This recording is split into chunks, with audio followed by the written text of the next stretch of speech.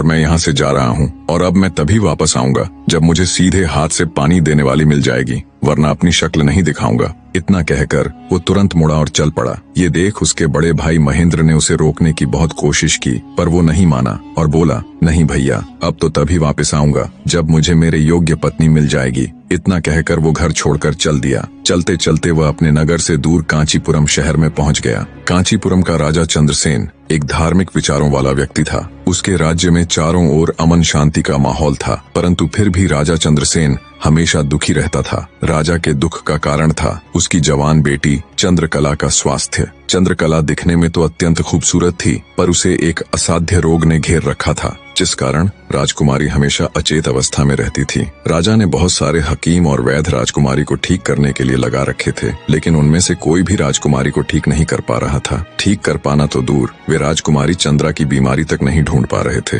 राजा को हमेशा यही दुख सताए जाता कि उसकी बेटी का क्या होगा। जब सभी प्रकार के वैद्यों, हकीमों और पूजा पाठ तंत्र मंत्र से भी राजकुमारी चंद्रकला को कोई फायदा नहीं हुआ, तो राजा ने अपने राज्य में यह घोषणा करवा दी कि जो व्यक्ति मेरी बेटी को ठीक करेगा, मैं उसके साथ ही अपनी बेटी चंद्रकला का विवाह कर दूंगा और उसे अपना आधा राज्य भी दूंगा। लखन जब राज्य की राजधानी में पहुंचा तो उसने देखा कि वहां हर तरफ राजकुमारी की चर्चा हो रही थी। राज्य का हर कोई व्यक्ति राजा की घोषणा और राजकुमारी की बीमारी की बात कर रहा था। जब लखन ने एक व्यक्ति से इस बारे में पूछा तो व्यक्ति ने राजकुमारी की बीमारी से लेकर राजा की घोषणा तक का सारा किस्सा लखन को बताया। सारी बातें सुन लखन कुछ देर वहां खड़ा विचार करता रहा। फिर कुछ सोचकर वो राजमहल की तरफ चल पड़ा। एक जिंदा सांप राजा की लड़की के पेट में रहता था। सांप ने राजा की लड़की को अपने वश में किया हुआ था। जब रात होती तो वो कुछ देर के लिए राजकुमारी के मुख से बाहर निकलकर जंगल की तरफ चला जाता और सुबह होने से पहले ही वो फिर से उसके अंदर चला जाता।